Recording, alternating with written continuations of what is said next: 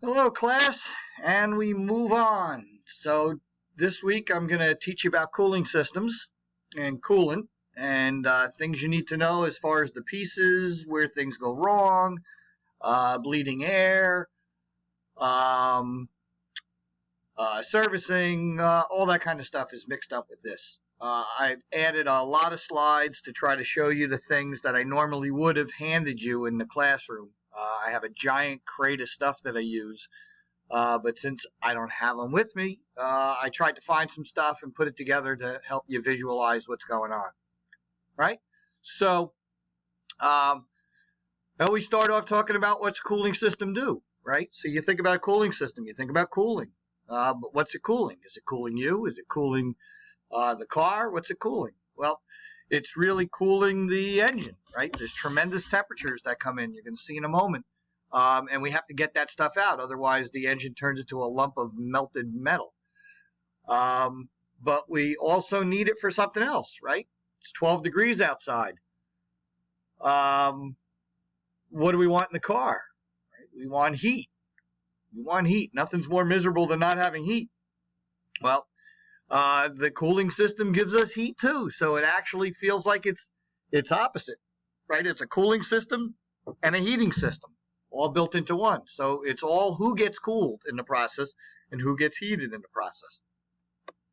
So if you look inside an engine, right, tremendous swings of temperature, right? You can have a car in Alaska, right, minus 30 degrees or something like that.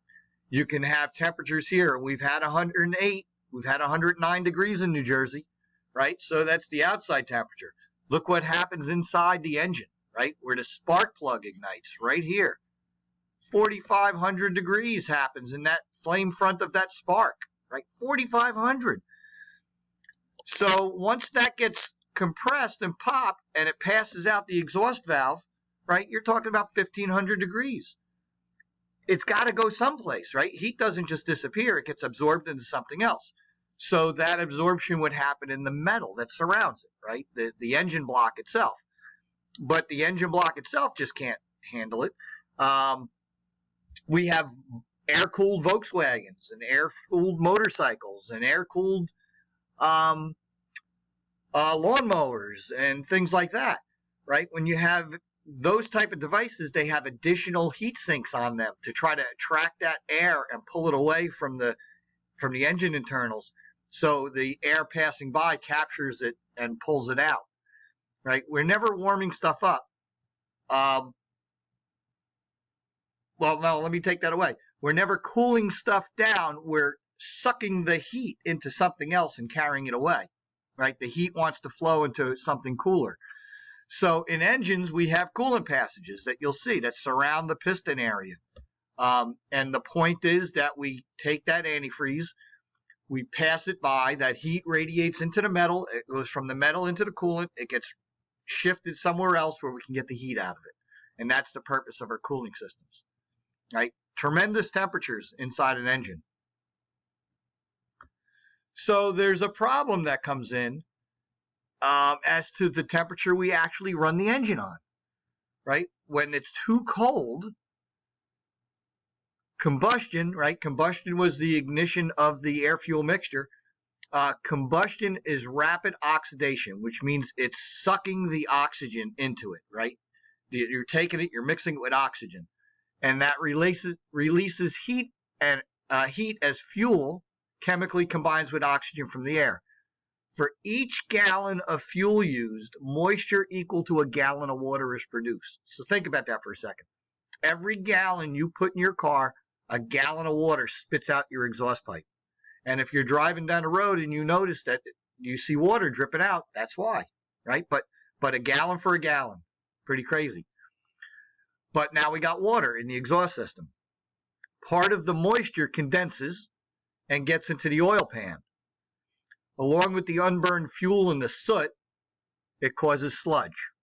And there's plenty of pictures online. You can see what that looks like. The moisture combines with unburned hydrocarbons, and hydrocarbons were gasoline, and the additives that are all mixed in with our gasoline and form carbonic and sulfuric and nitric and hydrobromic and hydrochloric acids. Naturally, anytime you see acids in our exhaust system, not good. When the temperature is below 130 degrees, rust starts to form. And when we hit around 150 degrees, we get high cylinder wall wear, all right? So we get friction between the metal surfaces within the engine. So the piston and the cylinder wall start wearing against each other. So to reduce the problems and help start engines in cold climates, a lot of manufacturers put optional block heaters, electric heaters like a diesel would have. The funniest thing I ever saw was way back, I worked on a 91 Pontiac Sunfire convertible. And that convertible had a factory block heater. Looked like an electric 110 plug under the hood that you'd plug the car in. So the car with a removable roof had a block heater for extremely cold temperatures. It was like the dumbest thing I've ever seen. Now, the opposite of too low is too high, right? High temperature issues. High temperatures oxidize and break down oil, right? Totally changing it into something else, producing hard carbon and varnish. If the high temperatures continue, carbon that's produced will plug piston rings and cause hydraulic valve lifter plungers to stick. So if you remember when we talked about engines, we had those little hydraulic lifters. Well, they're like a little oil pump, so to speak, and those plungers would stick. There are lots of bulletins, especially now when we have direct injection where carbon is building up inside engines and causing big problems. High temperatures always thin the oil and allow metal-to-metal contact within the engine. This causes friction, loss of power, rapid wear of parts. Right? Thinned oil get into the combustion chambers, past the piston rings, through the valve guides, and cause excessive oil consumption where it gets burned. High coolant temperatures raise the combustion temperature to a point that they may cause detonation and pre-ignition, common forms of abnormal combustion, and cause engine damage. Right? The way an engine works, if you remember, we light the spark plug ignites the air-fuel mixture, and it just races across the combustion chamber. When it's too high, the fuel will ignite itself, pops off all by itself because of the high temperatures. It hits the flash point. And then that flame front from that pre-ignition smashes into the intended one from the spark plug and causes that pinging sound that you hear. And if you take that and push it too far, it will cause damage within an engine.